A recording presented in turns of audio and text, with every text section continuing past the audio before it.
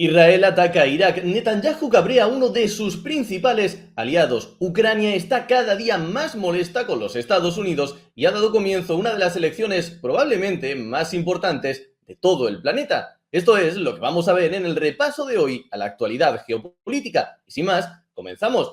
Como ya vimos en el vídeo anterior, el ataque, el conflicto directo que todo el mundo, que todo el planeta estaba temiendo entre Israel e Irán, parece que ha llegado a su fin, ha puesto punto y final, al menos en el corto plazo. Pero esto no significa ni mucho menos que esta región del planeta viva ahora una situación de calma, ni mucho menos. Y como muestra la siguiente noticia, un muerto y 8 heridos en un ataque a una base militar en Irak. ¿Y quién estaba operando dicha base? Pues ni más ni menos que la resistencia islámica. ¿Y quiénes son esta gente de la resistencia islámica? Pues son una coalición de milicias que pertenece a algo que ya mencionamos ayer, el eje de la resistencia. Cuando Israel habla de su rivalidad con Irán, lo suele calificar como un pulpo de una cabeza y muchos tentáculos. La cabeza en este caso obviamente es Irán y los tentáculos son todos aquellos proxies, todas aquellas organizaciones que Irán está controlando en su lucha, en su enfrentamiento contra Israel.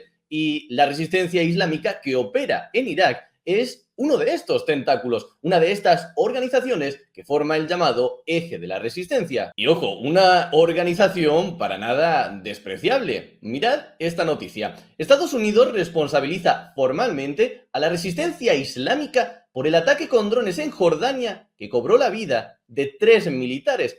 Estamos hablando de un ataque no a Israel, sino a los Estados Unidos, en los que se mató a 3 militares estadounidenses.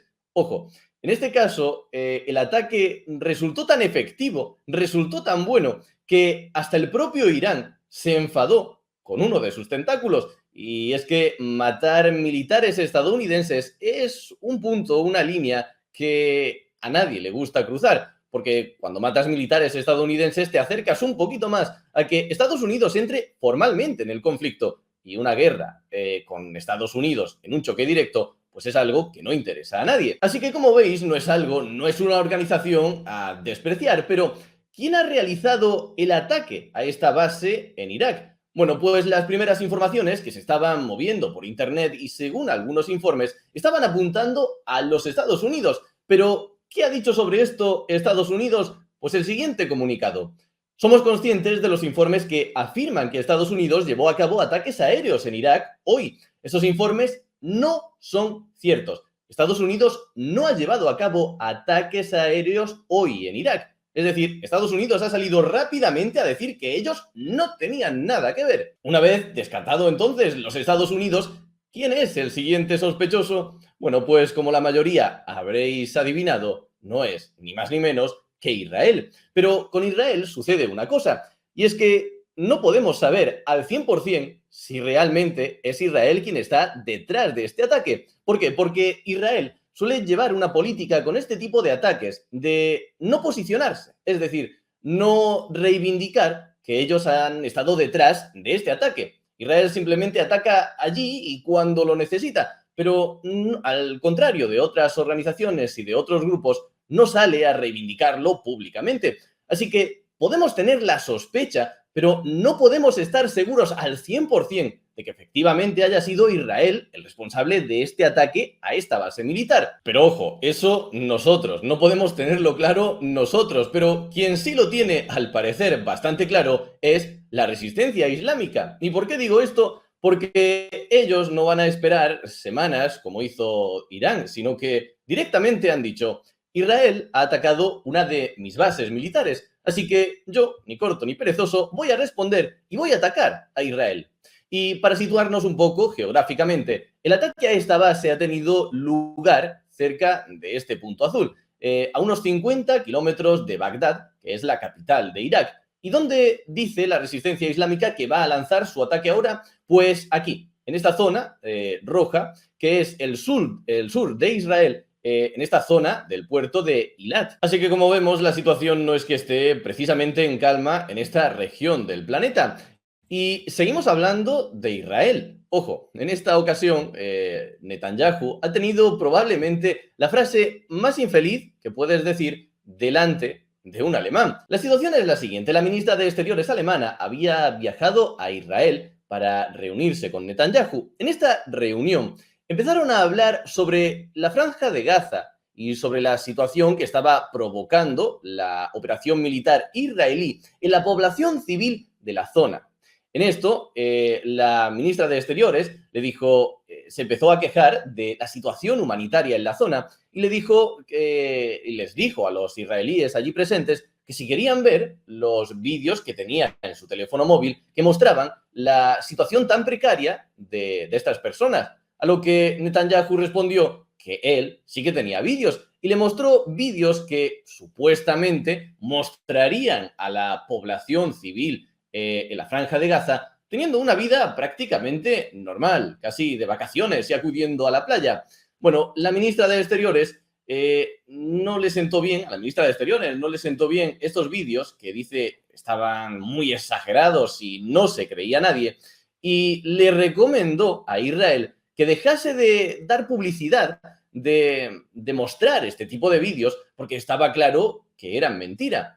Algo que cabreó bastante a Netanyahu y dijo lo siguiente: es real, es la realidad, no es como lo que montaron los nazis, no somos como los nazis que produjeron imágenes falsas de una realidad fabricada. Imaginad cómo le tuvo que sentar esta frase a la ministra de Exteriores alemana. Como imagino que la mayoría sabréis, si hay un país que se avergüenza, que quiere tapar, que quiere olvidar su pasado más reciente, este es Alemania. Recuerdo un vídeo que vi no hace mucho tiempo de Angela Merkel cuando estaba celebrando un mitin político de su partido, ojo, la derecha alemana o el centro derecha alemán, y simplemente uno de los que estaba allí presentes mostró la bandera alemana. Ojo, no había ningún símbolo radical ni nada por el estilo, era simple y únicamente la bandera de Alemania. Bueno, pues la reacción de Angela Merkel fue ponerse como una moto, cabrearse, quitarle la bandera y decirle que no, que eso no se podía hacer. Casi como diciéndole que un alemán no podía tener orgullo de su país. Bueno, pues a este tipo de gente es a quien Netanyahu le ha soltado esta expresión. Vamos, el cabreo debió de ser monumental, según cuentan varias fuentes. Y ojo, esto es importante porque estamos hablando de Alemania. Todo el mundo sabe que el principal aliado de Israel son los Estados Unidos. Sí, pero es que seguramente el segundo más importante sea precisamente Alemania. No en vano, desde el país germano suelen afirmar lo siguiente: la seguridad de Israel es la razón de Estado de Alemania. Una frase que, bueno, tendrían que explicar más en profundidad, pero ya se ve la importancia que dan a la protección de Israel en Alemania. Hace no mucho, el embajador israelí en Alemania no pudo ser más claro y dijo lo siguiente: Alemania es el aliado más importante de Israel después de Estados Unidos. Una relación que han tenido muy buena, que han consolidado a lo largo de los años tras la Segunda Guerra Mundial y que, sin embargo, los últimos meses están debilitando a pasos agigantados. Alemania, un aliado leal de Israel, cambia de tono a medida que aumenta el número de víctimas de Gaza. En definitiva, que con todos los frentes abiertos que está teniendo Israel, no parece lo más sensato cabrear de esta forma a uno de sus principales aliados. Y ahora, antes de entrar en el tema de Ucrania y el cabreo que tienen con los Estados Unidos, dejadme simplemente un segundo para que os agradezca la buena acogida que ha tenido el canal. En el momento de hacer este vídeo ya casi pasamos los 100 suscriptores con un único día y con un único vídeo. De verdad, os agradezco muchísimo el apoyo que le estáis dando y los buenos comentarios que ha tenido ese primer vídeo. Ya sabéis que crecer en YouTube es muy complicado, siempre, en cualquier etapa y en cualquier fase, pero sobre todo cuando tienes un proyecto y un canal nuevo.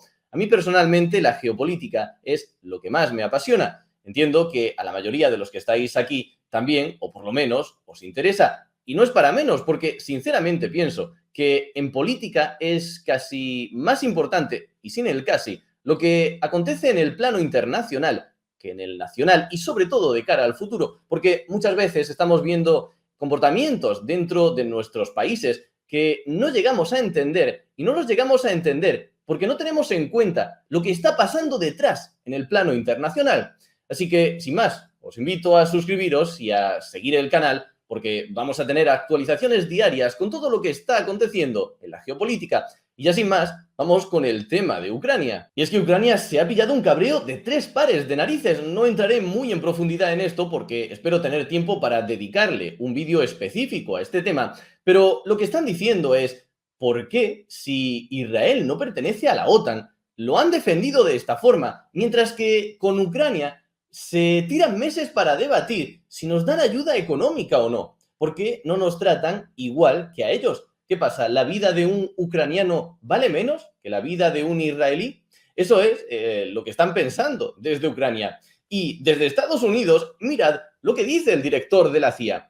Director de la CIA, Ucrania podría perder la guerra contra Rusia sin la ayuda de Estados Unidos. Y está hablando de que la podría perder en el corto plazo. Está hablando de 2024, ni siquiera de 2025. Está diciendo que sin la ayuda de Estados Unidos, el fin de Ucrania está muy, pero que muy próximo. Obviamente, un mensaje tan apocalíptico tiene también su razón de ser, y no es otro que mandarle un mensaje a parte de los republicanos de Estados Unidos que están dudando si aprobar un paquete de 60.000 millones de dólares de ayuda económica a Ucrania, pues que se den cuenta, según él, de que si no aprueban ya, inmediatamente, esta ayuda, Ucrania no va a sobrevivir. Pero es que no es solamente el director de la CIA. El propio Zelensky ya ha dicho que se han quedado sin misiles directamente, que no tienen suficientes misiles a día de hoy para defender su país y están pidiendo ayuda desesperadamente a sus aliados. Y en este contexto, estando así las cosas, se anunció hace unos días